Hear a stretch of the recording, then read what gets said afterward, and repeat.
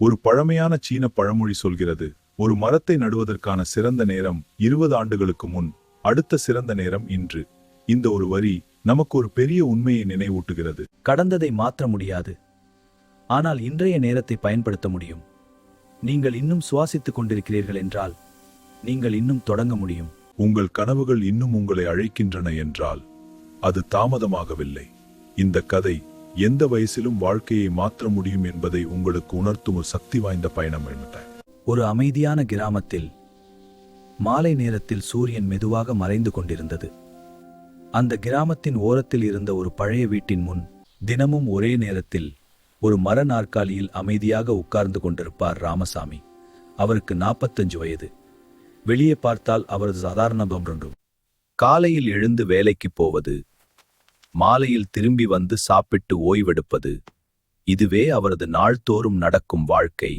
ஆனால் அந்த அமைதியின் உள்ளே ஒரு பெரிய வெறுமையும் பதிலில்லாத ஒரு கேள்வியும் எப்போதும் அவரை துரத்திக் கொண்டே இருந்தது. நான் இந்த வாழ்க்கைக்கு தான் பிறந்தவனா? கடைசி வரை என்னால் என் கனவுகளை சாதிக்க முடியாதா என்று தினமும் கவலைப்பட்டு கொண்டிருப்பார் அவர். ராமசாமி இளமையில் இருந்தபோது அவருக்கு ஒரு கனவு இருந்தது. அவர் ஒரு கார்பெண்டராக வேண்டும் என்று தீவிரமாக ஆசைப்பட்டார். அது வெறும் வேலைக்காக அல்ல, அவர் மரத்தால் அழகான பொருட்களை உருவாக்க வேண்டும், மக்கள் அதை பார்த்து ரசிக்க வேண்டும், தனது கைகளால் உருவான பொருளில் உயிரையும் உணர்ச்சியையும் காண வேண்டும் என்று நினைத்தார். ஆனால் வாழ்க்கை எப்போதும் நாம் நினைப்பது போல் செல்லாது. 20 வயதில் குடும்ப பொறுப்புகள் அவரை வேறு பாதைக்கு தள்ளியது. நிலையான வேலைதான் முக்கியம். கனவுகள் பசிக்கும்போது உதவாது என்று சுற்றியிருந்தவர்கள் கூறியதால் அவர் தனது கனவை மெதுவாக ஒதுக்கி வைத்து ஒரு சாதாரண வேலைக்கு சென்றார். பிறகு ஒரு நாள் ஆரம்பிப்பேன் என்று தன்னை சமாதானப்படுத்திக் கொண்டார். ஆனால் அந்த ஒரு நாள் ஒருபோதும் வரவில்லை. ஆண்டுகள் அமைதியாக கடந்து போனது. ஒரு நாள் வீட்டில் பழைய பெட்டிகளை சுத்தம் செய்து கொண்டிருந்த போது அவர் ஒரு சிறிய மரப்பொருளை கண்டுபிடித்தார். அது அவர் இளமையில் செய்த ஒரு கைவினைப் பொருள். அந்த பொருளை கையில் எடுத்த அந்த நொடியில் அவரது மனதில் மறைந்திருந்த நினைவுகள் அனைத்தும் உயிர் பெற்று எழுந்தது. நான் இதை செய்தேனா என்று அவர் தன்னையே ஆச்சரியமாக கேட்டுக்கொண்டார். அந்த ஒரு சிறிய பொருள் அவர் ஒரு காலத்தில் யாராக இருந்தார் என்பதை அவருக்கு நினைவூட்டியது. அந்த இரவு அவர் தூங்க முடியவில்லை. அவரது மனதில் ஒரு கேள்வி மட்டும் மீண்டும் மீண்டும் வந்தது. நான் என் வாழ்க்கையை உண்மையில் வாழ்கிறேனா அல்லது வெறும் கடமைகளை மட்டும் நிறைவேற்றிக் கொண்டிருக்கிறேனா? கண்ணாடி முன் தன்னையே பரிதாபமாக கேட்டுக்கொண்டார். அடுத்த நாள் வேலைக்கு செல்லும் வழியில் அவர் ஒரு பழைய மரவேலை செய்யும் இடத்தை கவனித்தார். அங்கே ஒரு முதியவர் மரத்தை வெட்டி அதை மெதுவாக வடிவமைத்து ஒரு அழகான நாற்காலியை உருவாக்கி கொண்டிருந்தார். அந்த காட்சி ராமசாமியை அங்கேயே நிறுத்திவிட்டது. அவர் சில நிமிடங்கள் அமைதியாக பார்த்து கொண்டே இருந்தார்.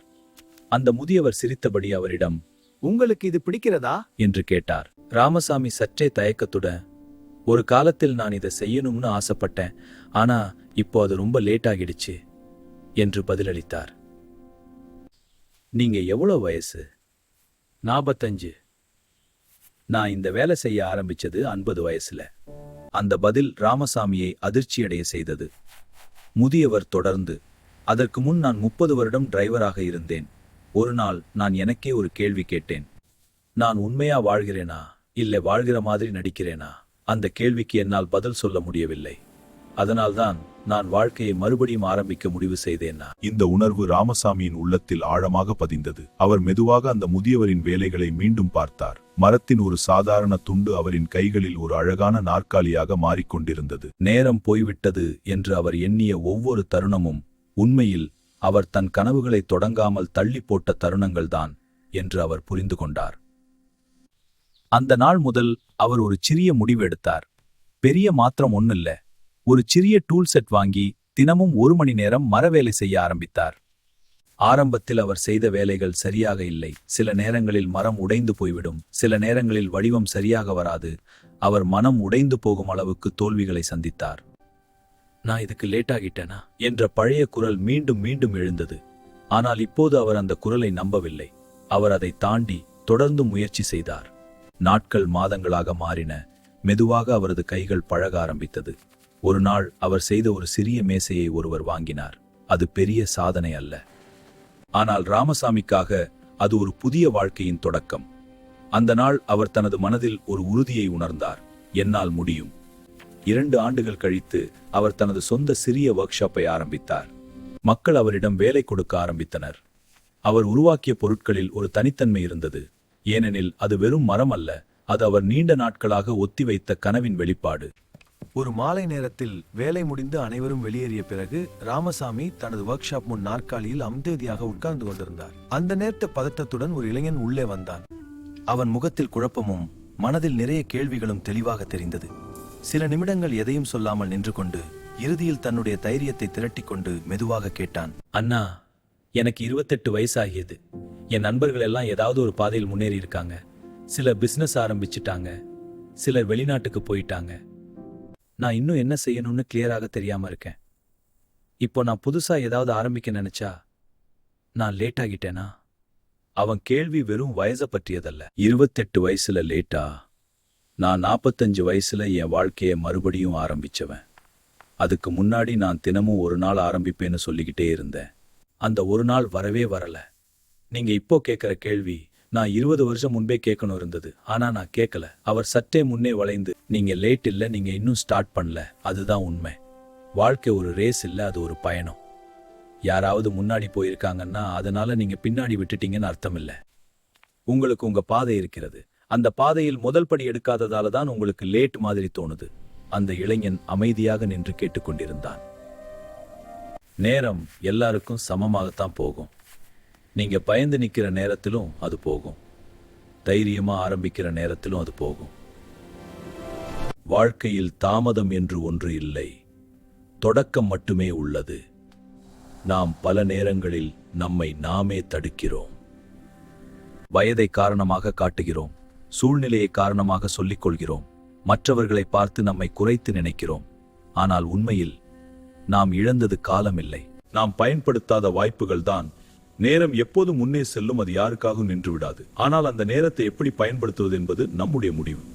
இன்று நாம் எடுக்கும் ஒரு சிறிய முயற்சி கூட நாளை ஒரு பெரிய மாற்றமாக மாறும். ஆரம்பத்தில் அது சின்னதாகவும் பயனில்லாததாகவும் தோன்றலாம்.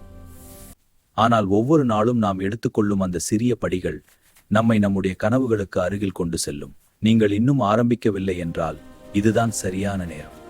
உங்கள் கனவுகள் இன்னும் உயிருடன் இருக்கின்றன என்றால் அது உங்களுக்கான ஒரு அழைப்பு. பயம் இருக்கலாம், சந்தேகம் இருக்கலாம், ஆனால் அதற்குள் ஒரு சிறிய தைரியம் இருந்தால் போதும். அந்த தைரியத்தை கொண்டு இன்று ஒரு படி எடுங்கள். ஒரு நாள் நீங்கள் பின்னால் திரும்பி பார்த்தால், நான் ஆரம்பித்ததுதான் என் வாழ்க்கையை மாற்றியது என்று பெருமையாக சொல்லுவீர்கள். இதுதான் உண்மை. வாழ்க்கையில் லேட் என்ற ஒன்று இல்லை. நாம் முயற்சி செய்யாமல் நிற்கும் நேரம்தான் உண்மையான தாமதம். நேத்து போய்விட்டது, அதை மாற்ற முடியாது. நீங்கள் காத்திருக்கும் சரியான நேரம் ஒருபோதும் வராது. தயாரான பிறகு ஆரம்பிப்பேன் என்று நினைத்தால் அந்த நாள் வராமல் போகும். தைரியம் என்பது பயமில்லாத நிலை அல்ல, பயம் இருந்தாலும் முன்னேறும் முடிவுதான். இன்று நீங்கள் எடுக்கும் ஒரு சிறிய முடிவு கூட உங்கள் வாழ்க்கையின் முழு திசையை மாற்றும் சக்தி கொண்டது. அதனால் சந்தேகங்களை விடுங்கள், ஒப்பீடுகளை நிறுத்துங்கள், உங்களை நம்புங்கள். நீங்கள் ஆரம்பிக்க வேண்டிய நேரம் இதுதான், இப்போது, இந்த நிமிடம். நினைவில் வைத்துக் கொள்ளுங்கள், பெரிய வெற்றிகள் ஒரே நாளில் உருவாகாது. அவை தினமும் எடுத்துக்கொள்ளும் சிறிய, தொடர்ந்து செய்யப்படும் முயற்சிகளின் பலன். இன்று நீங்கள் ஒரு சிறிய படி எடுத்தால் நாளை அது பழக்கமாக மாறும். அந்த பழக்கம் நாளை உங்கள் அடையாளமாக மாறும். உலகம் உங்களை எப்போது தொடங்கினீர்கள் என்று கேட்காது, ஆனால் நீங்கள் என்ன சாதித்தீர்கள் என்று மட்டுமே பார்க்கும். அதனால் உங்கள் கதையை மாற்றும் பொறுப்பு உங்கள் கைகளில்தான் இருக்கிறது. ஒரு முடிவு எடுங்கள், அதை செயலாக்குங்கள்.